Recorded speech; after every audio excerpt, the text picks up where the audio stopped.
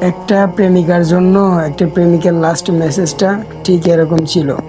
আচ্ছা, তুমি যদি থাকতে না চাও তাহলে তোমাকে আর আটকাবো না, কিন্তু আমার এতটুকু ভুলের জন্য যে তুমি এরকম করলা, আমাকে ছেড়ে দিলা, এটা কি ঠিক হলো? আর আরেকটা কথা কি তুমি জানো, আমি কখনো কোনো মেয়ের জন্য এত পাগলামো করি নাই, কারণ আমার এই রিলেশন করাটাই ভালো লাগতো না। কিন্তু যাকে আমি মন থেকে নিজের সর্বস্ব দিয়ে ভালোবাসলাম তাকেই পেলাম না। আমি জানি না কি এমন করলাম যে আমি হঠাৎ করে তোমার কাছে এত অপছন্দের হয়ে গেলাম।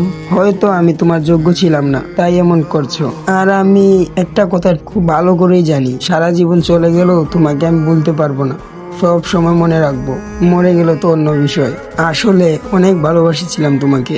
জানি না এই ভালোবাসার প্রতিদান কি পেলাম, কিন্তু এটা বলতে পারি যে তুমি যা দিছো ভালোই দিছো, কারণ তুমি যা দিছো খুশি হয়ে দিছো, আর তোমার খুশিতেই আমার খুশি। আর আরেকটা কথা, একদিন আগে সবকিছু কতই না সুন্দর ছিল, হঠাৎ করে কি থেকে কি হয়ে গেল কিছুই বুঝতে পারলাম না। শুধু একটাই ভুল করেছিলাম, তারপর ওইটা আবার শুধরেও নিয়েছিলাম। সত্যি বলতে এটা আমি করতে চাইছিলাম না। তুমি যেই কথাগুলো বলছিলা সেই কথাগুলো শুনে আমার হাত পা কাঁপতেছিল। তারপর কি থেকে কি করে ফেললাম নিজেও জানি না, কিন্তু এটা জানি যা করছি ভুলে করছি, ইচ্ছা করে কিছুই করি নাই। আর তুমি তো আমাকে ভুল বুঝিয়ে চলে গেলা, একবারও বুঝতে চাইলে না আসলে সত্যটা কি। বিশ্বাস করো, আমি এমনটা করতে চাই নাই, যা করছি ভুলে করছি, আর জীবনেও করব না। গতকাল আমার অনেক কষ্ট লাগছে, কিছু বলার নেই। যদি তুমি ভালো থাকো তাহলে আমিও ভালো। আমি চাই না তুমি কষ্টে থাকো, তুমি সুখী থাকলেই আমি নিজেকে সুখী মনে করব।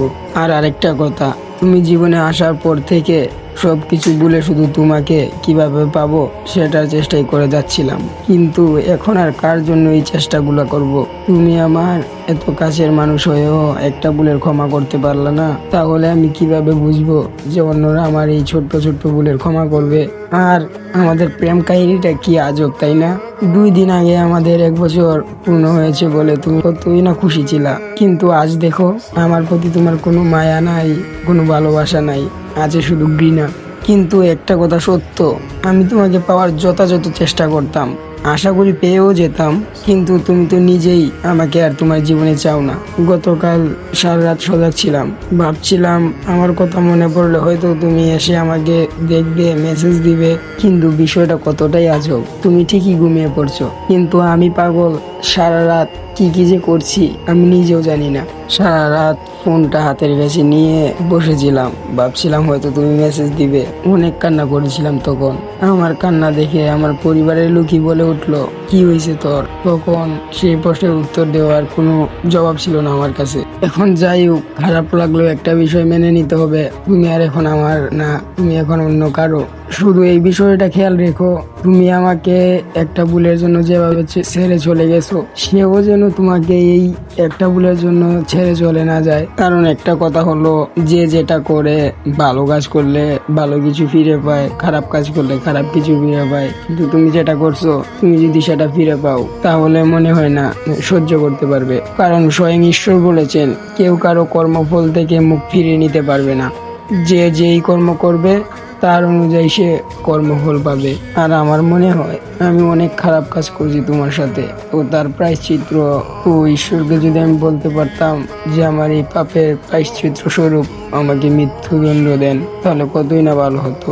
আর একটা কথা হলো কি, আগে ভেবেছিলাম সবকিছু ঠিক হয়ে যাবে, কিন্তু এখন দেখছি সবকিছু শেষ হয়ে গেছে। তাই যেই পরিমাণ খারাপ কাজ করছি তার কর্মফল স্বরূপ আমাকে মৃত্যুদণ্ড দিলে আমি খুশি হতাম। আর আমি তোমাকে এতবার করে বললাম যে এটা একটু ভুল ছিল, ক্ষমা করে দাও, কিন্তু তুমি সেটা করো নাই। আমি ঠিকই ক্ষমা করতে জানি, কিন্তু আমি কোনো দোষ করলে কেউ আমাকে কখনো ক্ষমা করে নাই। সেটাও পরিবার, বন্ধু, ভাই, বোন বা প্রিয় মানুষ, কেউই আমাকে ক্ষমা করে নাই। আর আমার সবচেয়ে খারাপ দিক হলো আমার রাগ। আমি আমার নিজের রাগকে একটু কন্ট্রোল করতে পারি না। অনেক চেষ্টা করি কন্ট্রোল করার জন্য, কিন্তু সেটা করতে পারি না। এই রাগের জন্য আমার অনেক প্রিয় মানুষ আমাকে ছেড়ে চলে গেছে, আর এখন তুমিও। জানি না এই ভালোবাসার শেষ পরিণতি কী হবে, কিন্তু এতটুকু বলতে পারি, তুমি যদি আমার সাথে থাকতে তাহলে হয়তো সবই ভালো হতো, কিন্তু তুমি এখন সাথে নেই, কী হবে কিছুই বুঝতে পারতেছি না। আশা করি বেশি কিছু হবে না, বেঁচে থাকতেও মরার মতো থাকবো। এক কথায় হলো কি, জিন্দালায় জাগে বলে, ওইটা আর কি। তো সর্বশেষ কথা, আরও বলার ছিল অনেক কিছু, কিন্তু একটা কথা বলেই শেষ করছি। আমি অনেক বড় ভুল করছি, তোমাকে অনেক কষ্ট দিয়েছি, পারলে মাফ করে দিও, প্লিজ প্লিজ মাফ করে দিও। আর একটা কথা, আমি তোমাকে আসলে অনেক ভালোবেসেছিলাম এবং সারা জীবন বেঁচে যাব। তুমি আমাকে পছন্দ করো কিংবা না করো, আমার কোনো যায় আসে না। আমি তোমাকে সব সময় ভালোবেসে যাব। I love you.